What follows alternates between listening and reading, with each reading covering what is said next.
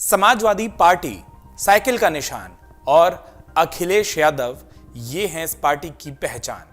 उत्तर प्रदेश की सियासत में आज की तारीख में वो पार्टी जो कि प्रदेश की मुख्य विपक्षी पार्टी है, लोकसभा चुनावों को ध्यान में रखते हुए कहा जा सकता है कि उत्तर प्रदेश की सियासत में अगर समाजवादी पार्टी का जिक्र ना किया तो यूपी की राजनीति पर बात अधूरी रह जाएगी।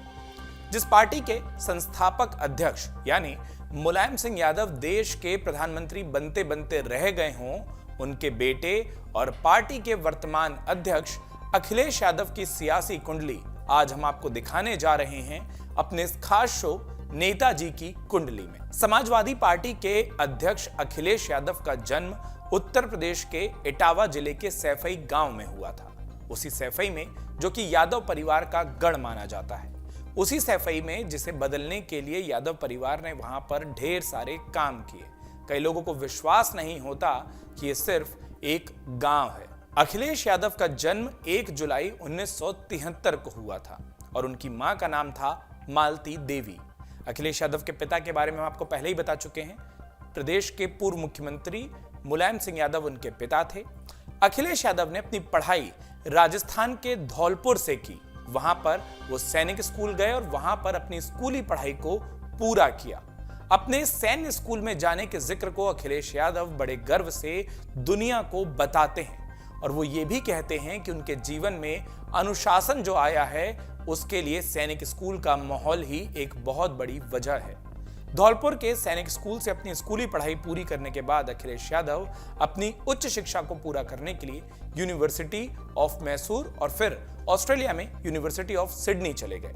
अखिलेश यादव ने सिविल एनवायरमेंटल इंजीनियरिंग में मास्टर डिग्री हासिल की। उत्तर प्रदेश के मुख्यमंत्री और देश के रक्षा मंत्री रह चुके मुलायम सिंह यादव के बेटे अखिलेश यादव के राजनीति में आने से पहले उनका विवाह हो गया था। साल 1999 को 24 नवंबर को उन्होंने डिंपल यादव से शादी की और बाद में उनके 3 बच्चे हुए, जिनमें 2 जुड़वा हैं। आज उनकी पत्नी डिंपल यादव भी राजनीति के क्षेत्र में हैं और सांसद के तौर पर लोकसभा में समाजवादी पार्टी का पक्ष रखती हैं और आने वाले लोकसभा चुनावों में डिंपल यादव पार्टी की ओर से एक मजबूत उम्मीदवार के तौर पर भी देखी जा रही हैं। शादी के बाद अखिलेश यादव राजनीति में पूर्णकालिक प्रवेश कर गए। इससे पहले वो अपने पिता के साथ, अपने चाचा के साथ और पार्टी के कार्यकर्ताओं के साथ पार्टी के लिए प्रचार जरूर करते थे, लेकिन अब जब उनका विवाह हो गया यानी कि साल 1999 में, तो उसके बाद अखिलेश यादव सीधे राजनीति में उतर गए। उनकी राजनीतिक यात्रा उत्तर प्रदेश की कन्नौज लोकसभा सीट से शुरू होती है, जहां साल 2000 में हुए उपचुनाव में उन्होंने जीत हासिल की और फिर लोकसभा में वो पहुंच गए। लोकसभा में खाद्य एवं नागरिक आपूर्ति और सार्वजनिक वितरण कमेटी के अखिलेश यादव सदस्य भी बने। साल 2004 तक 13वीं लोकसभा के सदस्य रहे अखिलेश यादव ने बतौर सांसद लोकसभा में लोकसभा की आचार समिति, विज्ञान एवं प्रौद्योगिकी, वन एवं पर्यावरण कमेटी के सदस्य की जिम्मेदारी को भी बखूबी संभाला।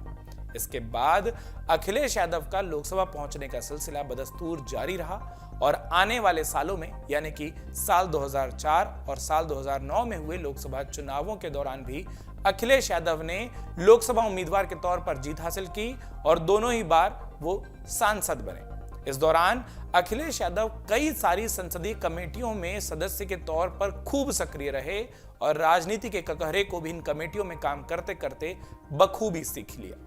अखिलेश यादव के सांसद रहते वो एक ऐसी खास कमेटी के सदस्य रहे जिसका जिक्र करना बेहद जरूरी हो जाता है। अखिलेश यादव 2G स्पेक्ट्रम घोटाले की जांच के लिए गठित हुई जेपीसी के भी सदस्य थे।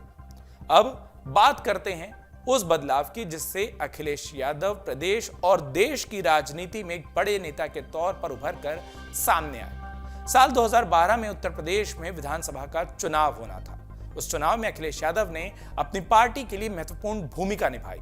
अखिलेश यादव ने समाजवादी पार्टी का प्रचार करने के लिए प्रदेश भर के अलग अलग इलाकों में साइकिल यात्रा निकाली, जो कि उनकी पार्टी का चुनाव चिन्ह भी रहा। वो कार्यकर्ताओं के बीच में रहे।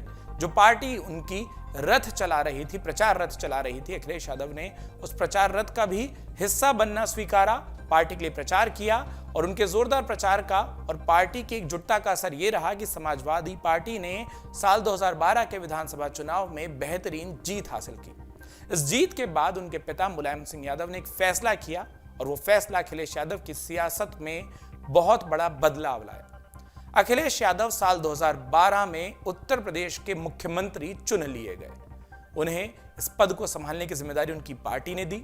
साल 2012 में उत्तर प्रदेश के 20वें मुख्यमंत्री के तौर पर शपथ लेने वाले अखिलेश यादव उत्तर प्रदेश के सबसे कम उम्र के मुख्यमंत्री भी बने। जब अखिलेश यादव ने देश के सबसे बड़े राजनीतिक सूबे की जिम्मेदारी संभाली थी, तब उनकी उम्र सिर्फ 38 साल की थी। 5 साल तक उत्तर प्रदेश की सरकार संभालने वाले अखिलेश यादव ने अपने कार्यकाल के दौरान अपने विजन को भी उत्तर प्रदेश में खूब दिखाया। वो इलाके, वो एरिया, वो क्षेत्र जिसमें अखिलेश यादव की खूब रुचि थी, उन्होंने उस पर खूब काम करने की कोशिश की। उनकी सरकार के दौरान देश को उस वक्त का सबसे बड़ा एक्सप्रेसवे मिला, जो कि आगरा को लखनऊ से जोड़ता था। राजधानी लखनऊ को मेट्रो की सुविधा दी।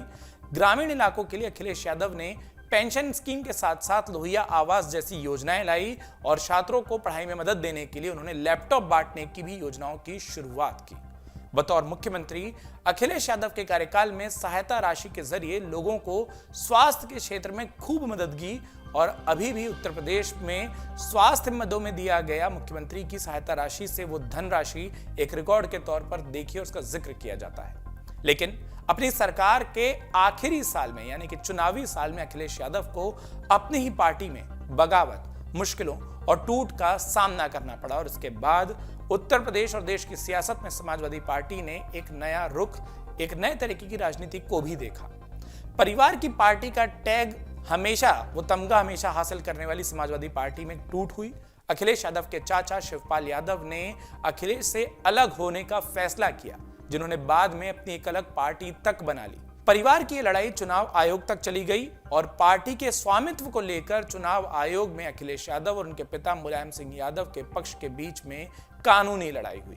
इस लड़ाई को अखिलेश यादव ने जीता और साल 2017 की शुरुआत से ही यानी कि जनवरी से वो समाजवादी पार्टी के राष्ट्रीय अध्यक्ष बन गए। लेकिन इन ढेर सारे बदलावों में, जिनमें चाचा का अलग होना, पार्टी के अध्यक्ष के तौर पर उनकी नियुक्ति होना, इन सारे बदलावों के बीच में एक बड़ा बदलाव यह भी हुआ कि समाजवादी पार्टी की सरकार साल 2017 में सत्ता से बाहर हो गई और भाजपा के सामने समाजवादी पार्टी को एक बहुत बड़ी हार का सामना करना पड़ा।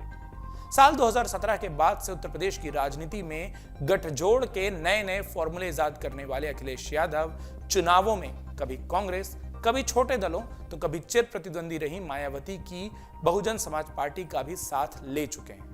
अखिलेश यादव फुटबॉल के खिलाड़ी रहे हैं और वो खूब इसका भी जिक्र करते हैं।